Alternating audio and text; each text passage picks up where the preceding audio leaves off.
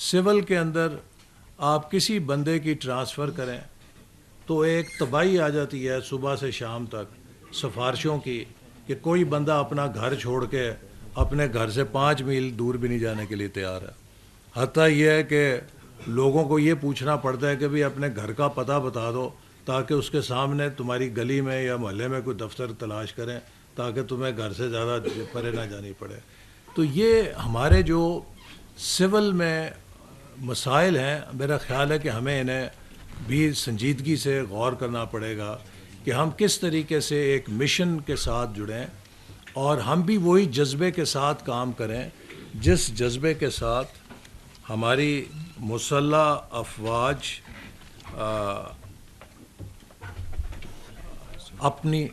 اپنی جنگ جو ہے وہ لڑتی ہے. میں اپنے حلقے میں ایک شہید کے گھر تعزیت کرنے گیا.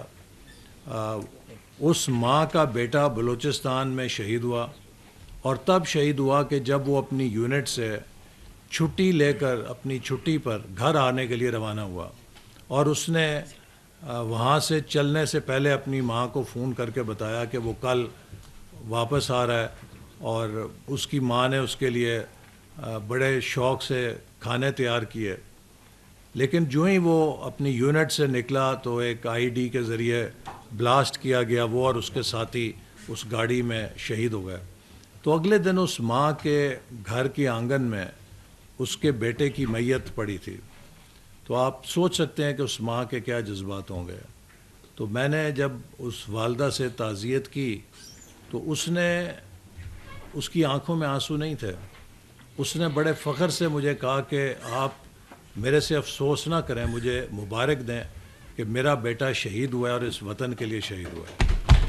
تو آپ یہ دیکھیں کہ میں اسی وقت یہ سوچ میں پڑ گیا کہ کیا اس ماں کے سینے میں لوہے کا دل ہے یا انسانوں جیسا ہمارا ہی دل ہے. یہ وہ جذبہ ہے، اس جذبے نے مارکہ حق جتایا ہے اور اسی طرح کی قربانی کا جذبہ ہمیں مارکہ ترقی کے لیے بھی چاہیے کہ ہم اپنے مفاد کو، اپنے انٹرسٹ کو اپنے ملک کے مفاد کے تابع کریں. اور اگر ہم سب مل کر ملک کے مفاد کے لیے جدوجہد کریں، مجھے یقین ہے کہ 10 سالوں کے اندر ہم پاکستان کی کایا پلٹ سکتے ہیں. پاکستان دنیا کے صف اول کی معیشتوں میں آ سکتا ہے چونکہ ہمارے پاس اتنا کچھ ہے اللہ تعالیٰ کی طرف سے دیا گیا کہ اس کی کوئی کمی نہیں ہے. میں آپ کو ایک مثال دینا چاہتا ہوں. میں میری بڑی ایک آبسیشن تھی. چین ہمارا برادر ملک ہے، اس نے بڑی بے مثال ترقی کی اور یہ اب ایک پرانی کہانی ہو گئی ہے. نئی کہانی جو ہے وہ ہے ویتنام کی، کہ جو سن 2000 میں ہماری ایکسپورٹ غالباً $5 ارب تھیں، ان کی $2.5 ارب تھیں. تو آج ہماری ایکسپورٹ جو ہے وہ 1990 میں، آج ہماری ایکسپورٹ $40 ارب ہیں، ان کی ایکسپورٹ $408 ارب سے اوپر ہے. تو مجھے بڑی فیسینیشن تھی کہ یہ کیا ہوا ہے.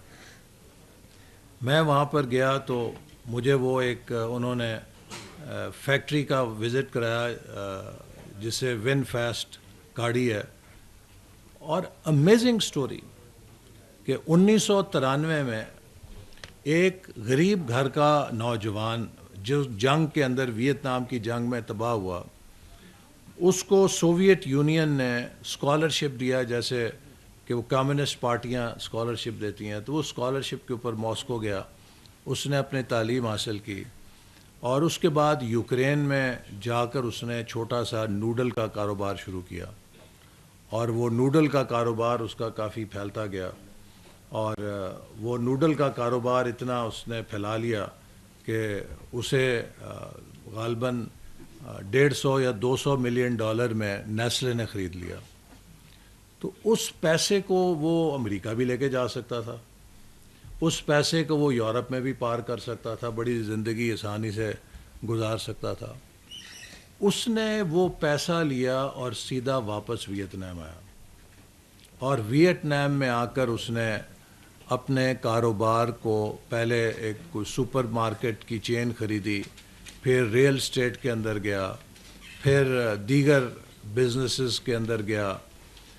اور حد یہ ہے کہ آج لوگ کہتے ہیں کہ اگر آپ ویتنام میں رہتے ہیں تو ممکن نہیں ہے کہ آپ ون گروپ کو 3 یا 4 یا 5 جگہ زندگی میں راستہ کراس کیے بغیر آپ اپنی زندگی مکمل کریں.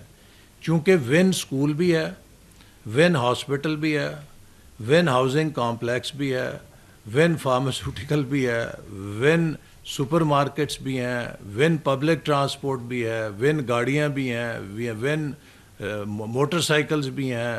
دنیا کی ہر چیز ہے جو ون گروپ بنا رہا ہے. It is a multi billion dollar company. Now, Vietnam became Vietnam on the success of such enterprise.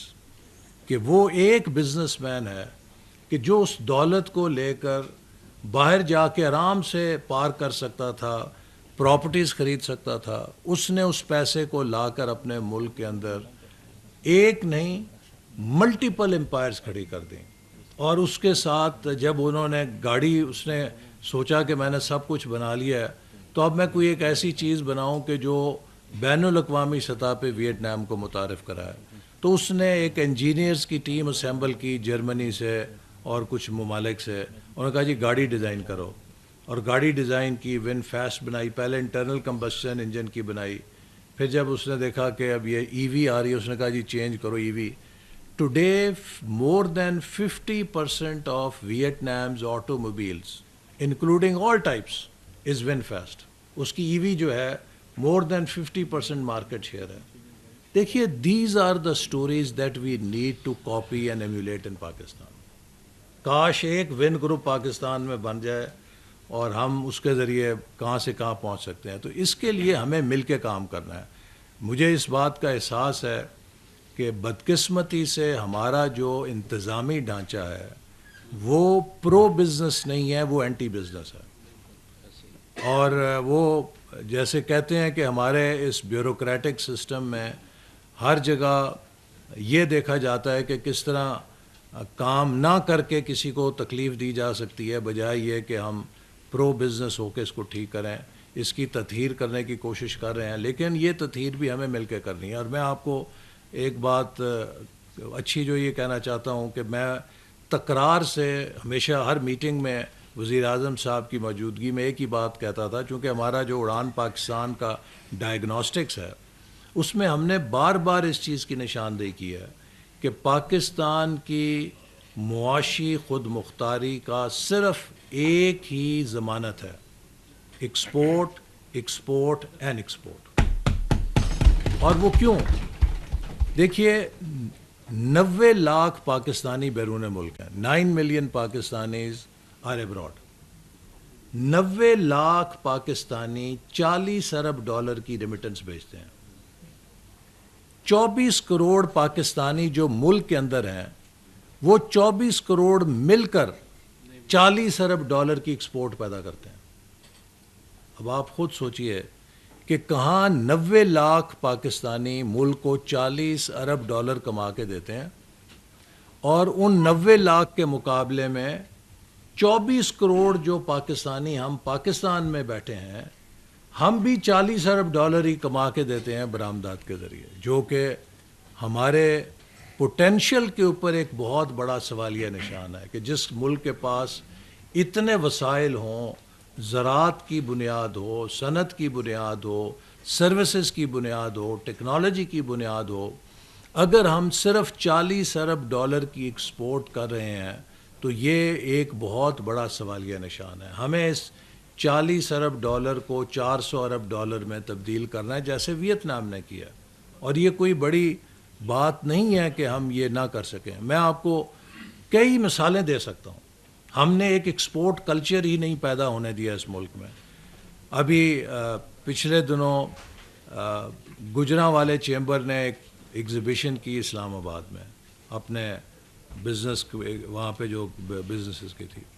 اسی طرح میں کئی اور چیمبرز کی ایگزیبیشنز میں جاتا ہوں. دنیا کی بہترین کوالٹی کا مال ہمارے لوگ بناتے ہیں. ان کی کرافٹس مین شپ، ورک مین شپ، ان کے جینیس میں کوئی فرق نہیں ہے. اب میں ان سے سوال کرتا ہوں، اچھا یہ بتائیں آپ ایکسپورٹ کتنی کر رہے ہیں؟ ہاں جی سوچ رہے ہیں. اچھا جی کتنی ایکسپورٹ کر رہے ہیں؟ ہاں بس یہ جی ابھی شروع کی ہے، کچھ سوچ رہے ہیں. میں نے کہا یار یہ سوچو نہیں، یہ اب ایکسپورٹ کو ہمیں اسی جذبے سے لینا ہے جیسے ہم نے پاکستان کے ایٹمی پروگرام کو لیا تھا. چونکہ ایکسپورٹ ہماری قومی اقتصادی معاشی خود مختاری کی واحد ضمانت ہے. ہم یہ بانڈ ایشو کر کے، world bank, Asian development bank کے پیسے لے کر، دوست ملکوں کے ڈپازٹ لے کر اپنا ملک کا نظام نہیں چلا سکتے. کتنی دیر چلائیں گے؟ ہمارا بنیادی المیہ یہ ہے کہ we consume more than we produce, both in physical terms and in external sector. ملک کے اندر ہمارے اخراجات جو ہم ٹیکس اکٹھا کرتے ہیں اس کے مقابلے میں بہت زیادہ ہیں. سو ایک فسکل ڈیفیسٹ ہے. اور ایکسٹرنل سائڈ پہ ہم جو کچھ امپورٹ کرتے ہیں اس کے مقابلے ہماری ایکسپورٹ بہت درجے کم ہے، اس سے خسارہ ہوتا ہے. اس خسارے کے لیے ہمیں کبھی IMF کا سہارا لینا پڑتا ہے، کبھی دوست ملکوں سے جا کے کہنا پڑتا ہے کہ آپ ہمارے پاس تھوڑی بہت ڈپازٹ کر دیں. کوئی عزت کی بات تو نہیں ہے وہ. یا پھر ہمیں بانڈ ایشو کرنا پڑتا ہے، لون لینا پڑتا ہے، اس کو بھی پے بیک کرنا اور لائبلٹی بڑھ رہی ہے. سو دنیا میں واحد راستہ کیا ہے؟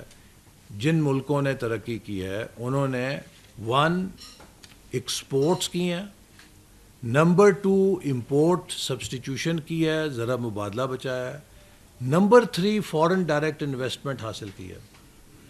پاکستان کی آبادی 24 کروڑ ہے، ہمارے ہاں کتنی FDI ہے؟ $1.5 ارب. ویتنام کی آبادی 10 کروڑ ہے، کتنی FDI ہے؟ $28 ارب. میانمار کی کیا حیثیت ہے؟ ادھر بھی $4-5 ارب کی فورن ڈائریکٹ انویسٹمنٹ چلی جاتی ہے.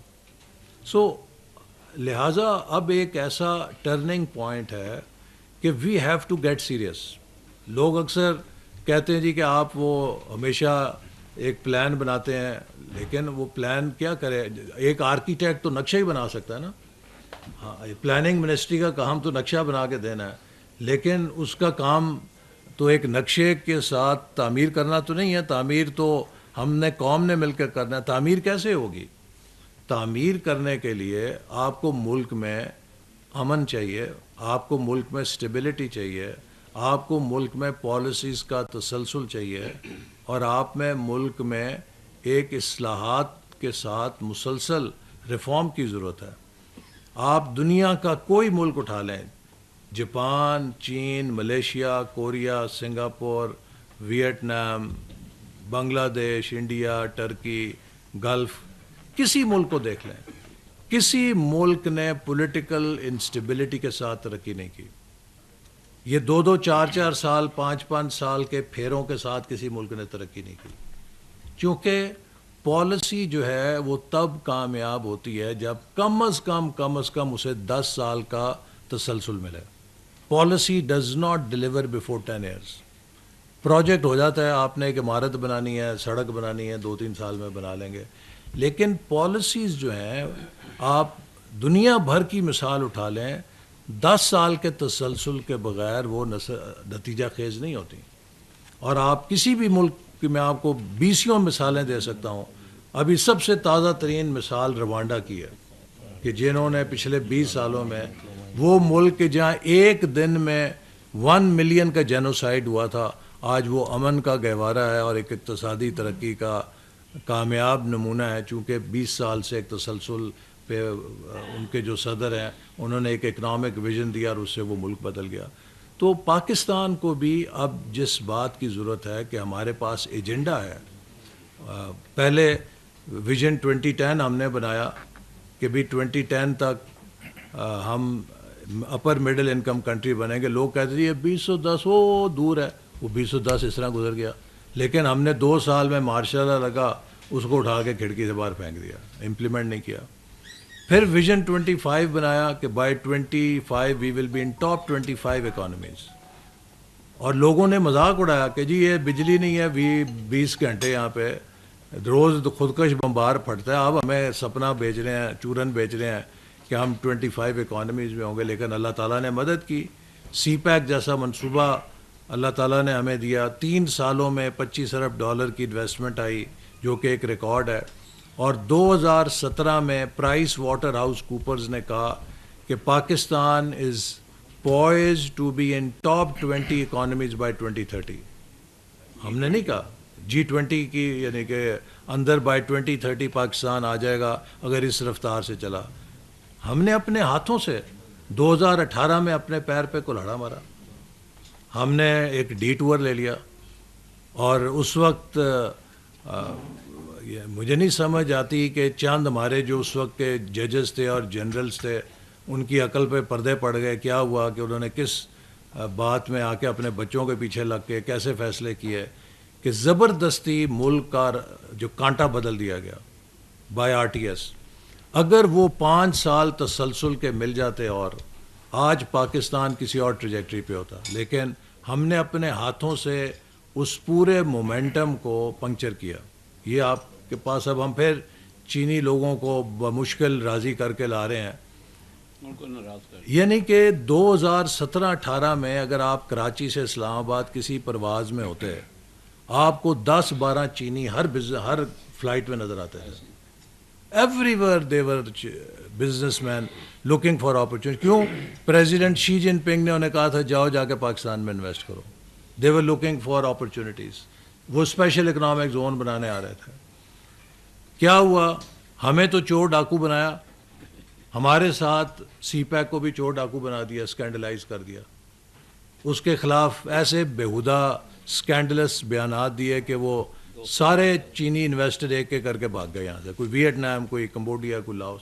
تو میرا مقصد ہے کہ ہمیں اپنی تاریخ سے سیکھنا چاہیے کہ ہمیں shooting in our own feet کا اب سلسلہ بند کر کے یکسو ہو کر صرف ایک اقتصادی لانگ مارچ پہ فوکس کرنا چاہیے. دیر از نو شارٹ کٹ. دنیا میں ترقی کا کوئی شارٹ کٹ نہیں ہے. یہ 10 سے 15 سال کا مجاہدہ ہے, ہر ملک نے کیا ہے. جب تک ہم یہ نہیں کریں گے اسی طرح دائروں کے سفر میں پھنسے رہیں گے. تو لہٰذا جیسے میں نے کہا آپ سے کہ میں ہمیشہ ہر میٹنگ میں اس بات کو اٹھاتا تھا کہ ہمیں اگر اکنامک ساورینٹی لینی ہے تو export is the only method, only window جس سے مل سکتی ہے. We have to unleash our full export potential. تو پچھلے ہفتے پھر پرائم منسٹر صاحب نے میری ذمہ داری لگائی. انہوں نے کہا جی کہ آپ with in 2 to 3 weeks consult کریں سب سے. ایٹ لیسٹ دیکھیے بہت ساری ایسی چیزیں ہیں جو ہم IMF کے پروگرام میں ہونے کی وجہ سے اس بندش میں ہیں کہ نہیں کر سکتے, چونکہ ایک وہ بڑا ٹائٹ ڈسپلنڈ پروگرام ہے. اور وہ اس لیے ہے کہ ہمارے اپنے مسائل ایسے ہیں نا, جب آپ ایک مریض ہو جائیں, معیشت کو بیمار کر دیں, تو ڈاکٹر جو نسخہ لکھے گا وہ سخت ہی ہوگا نا, کڑوی دوائی ہوگی, اس میں آپریشن بھی ہو سکتا ہو, تو وہ خوشگوار نسخہ تو نہیں ہوگا. کوئی بھی نسخہ از ناٹ کینڈیز, یعنی کہ جب ڈاکٹر کی پرسکرپشن ہے اس میں ٹافیاں تو نہیں ہوتی ہیں, اس میں حلوہ تو نہیں ہوتا, اس میں تو کڑوی گولیاں ہی نکلنی پڑتی ہیں. تو IMF کا بھی جو نسخہ ہوتا ہے وہ ایک کڑوا نسخہ ہی ہوتا ہے, جسے آپ کو نگلنا پڑتا ہے تاکہ آپ صحت یاب ہو سکیں. تو لہٰذا یہ ایک ہماری بندش ہے. لیکن میں سمجھتا ہوں کہ اس بندش کے اندر رہتے ہوئے بہت سارا موقع اور اپرچونٹی ہے جو ہم اپنے بیوروکریٹک سسٹم کے ریڈ ٹیپ کو ختم کر کے انلیش کر سکتے ہیں. جو ہمارا پوٹینشیل ہمارے اپنے ریگولیشن نے, ہماری اپنی غیر ضروری جو بندشیں ہیں, اس نے جو آبسٹیکلز کھڑی کی ہوئی ہیں, جو روڈ بلاکس لگائے ہوئے ہیں, ان کو ہٹانے میں تو IMF نہیں ہمیں روکتا. تو لہٰذا پرائم منسٹر صاحب نے پھر کہا کہ آپ 2 ہفتوں میں ایک رپورٹ دیں کہ جس سے ہم یہ دیکھیں کہ ایکسپورٹس کے اندر کہاں کہاں ریڈ ٹیپ ہے, کہاں کہاں انڈیو ریگولیشن ہے, اور کدھر کدھر ہم فیسیلیٹیشن کر سکتے ہیں کہ جس سے ایکسپورٹ کو ہم پروموٹ کر سکیں. تو میں آپ کو پہلی چیز تو یہ کہوں گا کہ آپ اس میں رہنمائی کریں ہماری، جیسے آپ نے بجٹ کے لیے بھی پروپوزلز بنائے ہیں، مختلف جو کیٹیگریز ہیں ان سب کے ساتھ مل کر جو ایکسپورٹرز ہیں بتائیں کہ ان کو کس طرح فیسیلیٹیشن کی جا سکتی ہے in terms of at least جو ایڈمنسٹریٹو میجرز ہیں، کہ جہاں پہ انہیں انڈیو رکاوٹوں کا سامنا ہے، انڈیو ہیرسمنٹ کا سامنا ہے، انڈیو این او سیز کا سامنا ہے، کس طریقے سے ہم ان کے راستے کے پتھر ہٹا سکتے ہیں، کس طرح سے ہم سرخ فیتہ کاٹ سکتے ہیں، we can make their life simpler so that they can export more. دیکھیے اس میں کوئی شبہ نہیں ہے کہ اگلے 2 سالوں میں، یہ 2027 تک ہم آئی ایم ایف کا جو پروگرام ہے اس میں ہمارے پاس بہت فزیکل اسپیس نہیں ہے، لیکن ہمارے پاس فیسیلیٹیشن کی اسپیس ہے. اور میں آپ کو یہ بتاؤں کہ اگر کوئی ایکسپورٹر $100 ملین کی ایکسپورٹ کر رہا ہے، 100 ملین کی تو کر رہا ہے نا، اسی بجلی کے نرخ پہ کر رہا ہے، اسی ٹیکس کے ساتھ بھی کر رہا ہے، تو اگر ہم تھوڑا دھکا لگائیں تو کیا وہ 100 سے $120 ملین پہ نہیں جا سکتا؟ اگر کوئی ایکسپورٹر $50 ملین کی ایکسپورٹ کر رہا ہے تو کر رہا ہے نا، کیا تھوڑا دھکا لگائیں تو 50 سے ہم 60-65 پہ نہیں جا سکتے؟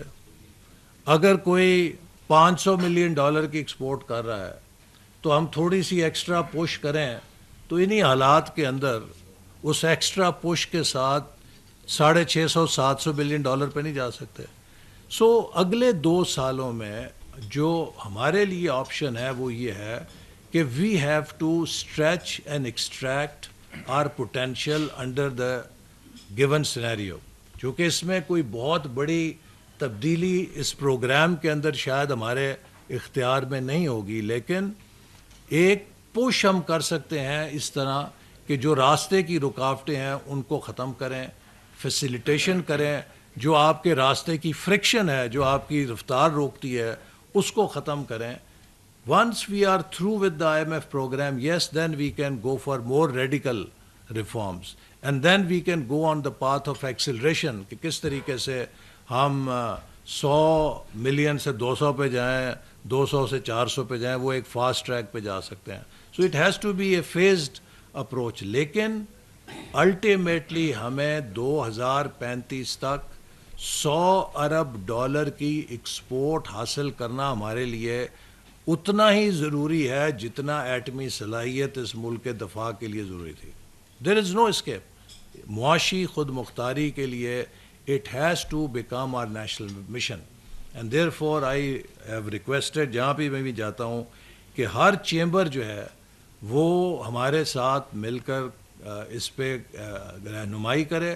ایف پی سی سی آئی کو ہم نے دعوت دی ہے کہ چیمبرز کے ساتھ مل کر ہر ڈسٹرکٹ کا ایکسپورٹ پلان بنائے. ہر ضلع کے اندر ایسی پروڈکٹس ہیں وچ کین بی ایکسپورٹڈ، چاہے وہ ہینڈی کرافٹس ہیں، چاہے وہ لوکل وہاں کا کوزین ہے، چاہے وہ لوکل گارمنٹس ہیں، چاہے وہ کوئی پروڈکٹ ہے، چاہے فروٹ ہیں، چاہے ویجیٹیبل ہیں، چاہے کوئی ایگزاٹک مٹیریل وہاں پہ کیا کہتے ہیں وہ ان کی ہربز ہیں، کوئی جڑی بوٹی ہے، لائف سٹاک ہے. پاکستان کے ہر ضلع میں ایکسپورٹیبل آئٹم موجود ہے، لیکن جو کمی ہے ہم نے ان کو صحیح طرح ویلیو ایڈیشن کی طرف نہیں لے کر گئے. اگر ہمارے پاس پروڈکٹ ہے تو ہم اسے پروسیس نہیں کرتے، اگر ہم اسے پروسیس کرتے ہیں تو ہم اسے صحیح طرح سے پیکج نہیں کرتے. اب اگر اسے پیکج کرتے ہیں تو ہم اسے صحیح طرح سے پلیس نہیں کر سکتے. اگر ہم اسے پلیس کر سکتے ہیں تو پھر ہمیں وہاں کی جو برانڈنگ ہے، پروموشن ہے، اس میں کمی ہے، یا پھر ہمارے پاس کمپلائنس کی کمی ہے کہ جو اس مارکیٹ کے سرٹیفیکیشن یا کمپلائنس کی ضرورت ہوتی ہے. تو this value chain has to be completed. مجھے بتائیں کہ وزیر آباد میں کٹلری بنتی ہے، بہترین بنتی ہے، اس میں سیالکوٹ میں بنتی ہے، کیوں نہیں ہمارے پاس؟ اگر ہم یہ کہیں کہ دنیا کی کٹلری کا مارکیٹ شیئر ہمارے پاس کتنا ہے؟ Negligible. Why cannot we scale up? Because ہم جو مٹیریل استعمال کرتے ہیں شاید اس کی کمپلائنس ہم نے نہیں لی ہوگی، کہ جو اس میں پروسیسنگ ہے اس کی کمپلائنس نہیں ہوگی، لہٰذا وہ ایکسپورٹ نہیں ہو سکتی. تھوڑی ایفرٹ کریں، وہ سرٹیفیکیشن لیں، وہ کمپلائنس لیں تو مارکیٹ کھل جائے گی. اسی طرح گجرات میں کب سے فین انڈسٹری ہے, نسل در نسل فین انڈسٹری ہے. What is our market share in the global fan industry? Negligible.